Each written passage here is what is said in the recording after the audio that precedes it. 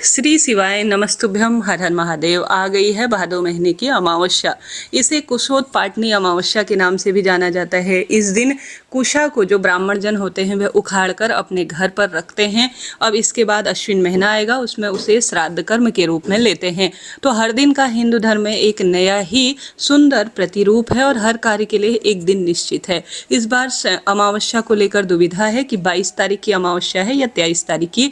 ध्यान से सुनिएगा, अंत तक बने रहिएगा। शास्त्रों में जो लिखी गई जानकारी है और कुछ उपाय जो कि आपके पुत्र प्राप्ति में सहायक होंगे, नौकरी, रोग, कर्ज और जो आपकी परेशानियां चल रही हैं उनके निदान में सहायक होंगे। तो उसी में सबसे पहला उपाय है जो आपके घर की रसोई पर आपको करना है।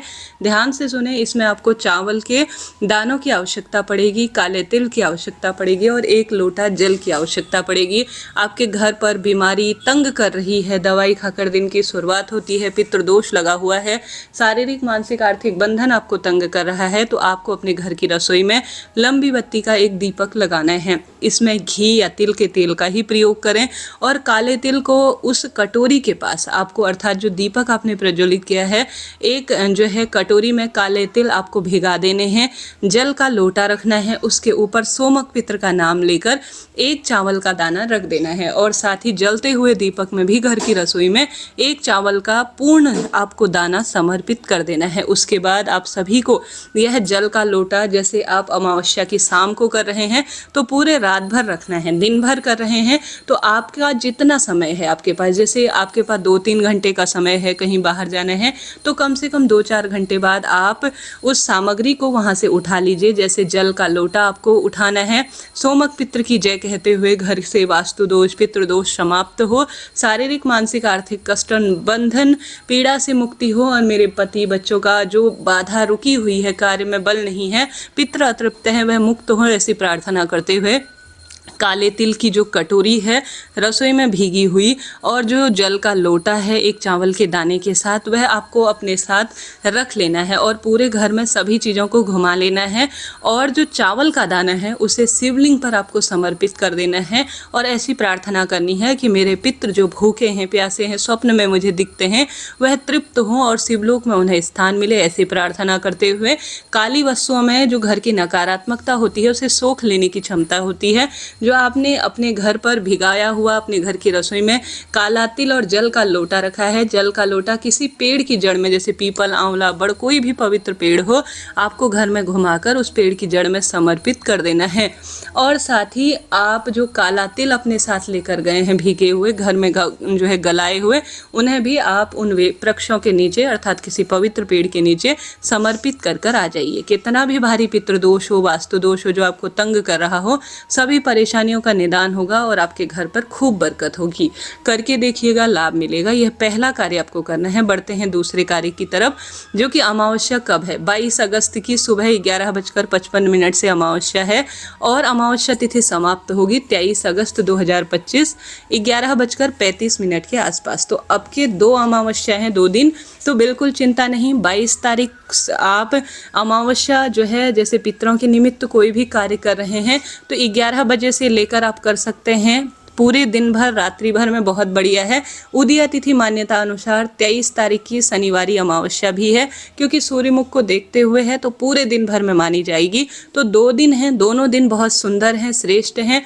आप 22 तारीख को भी अमावस्या जो है 11:55 के बाद दीपदान, पितरों के निमित्त तर्पण, पूजन पाठन, ब्राह्मण भोज के लिए जो है कार्य में ले सकते हैं 22 तारीख भी। परंतु ध्यान रखें 11:55 बाद ही कोई कार्य करते हैं तो बहुत बढ़िया है। 23 तारीख को सूर्यमुख को देखते हुए है तो पूरे दिन ही अमावस्या मानी जाएगी। ठीक है, तो 2 दिन आपके पास मौका है बहुत सुंदर और श्रेष्ठ स्वरूप में। तो दोनों तिथि में कभी भी देखिए, 22 तारीख को अमावस्या शाम के समय व्याप्त है, तो आप शाम के समय दीपदान करते हैं तो बहुत बढ़िया, शुभ और श्रेष्ठ रहेगा, क्योंकि अमावस्या तिथि रात्रि में भी व्याप्त है और कुतुब काल दोपहर में भी है।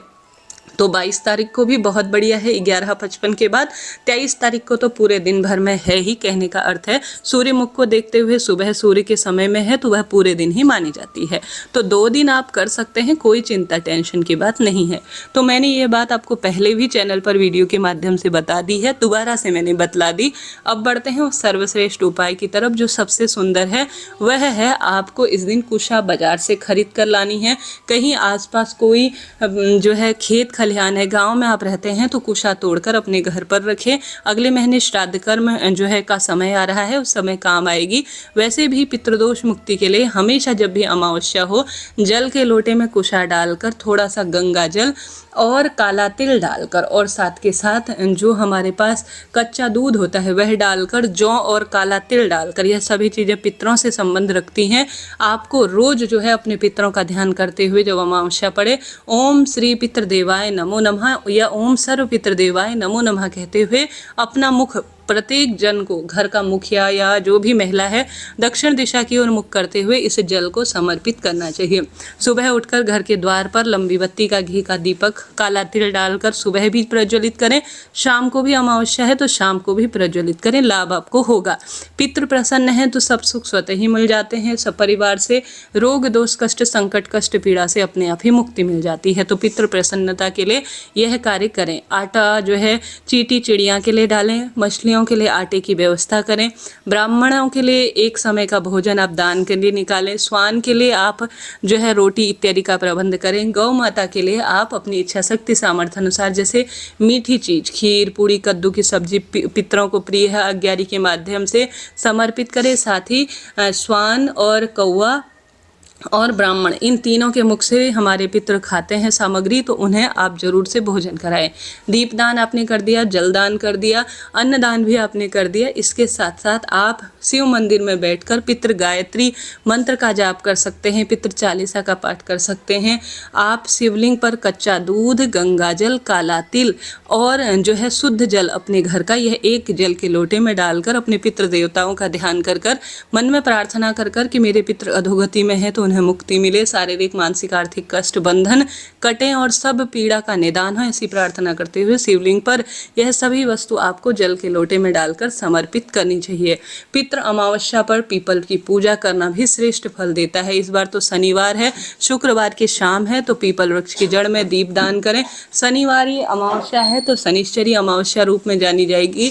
तो उस पीपल वृक्ष की पूजा करने से भी सभी शारीरिक मानसिक आर्थिक बंधन कष्ट पीड़ा से मुक्त हो जाता है जीवन। तो यह कार्य आपको करना है। 2 दिन आपके पास अच्छा मौका है, आप व्रत उपवास कर पाए या ना कर पाए, परंतु इन कार्यों को आप जरूर कीजिएगा। शारीरिक मानसिक आर्थिक बंधन कष्ट पीड़ा तो मिटेंगे ही, साथ ही सब सुख आपको स्वतः ही मिल जाएंगे। हार रहे हैं, दुख पा रहे हैं, कष्ट कर्ज में आपका जीवन है तो भादो महीने की अमावस्या के दिन इन कार्यों को करें और अपना भाग्य स्वतः ही चमकाएं। आप इन कार्यों को करें, लाभ होगा।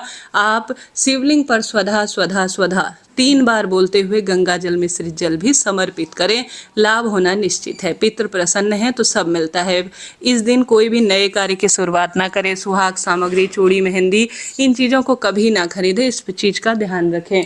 पितृ देवताओं का दिन है, बहुत अधिक जो है इस दिन बाल नाखून कटाना भी शुभ और श्रेष्ठ नहीं माना जाता। राधे राधे।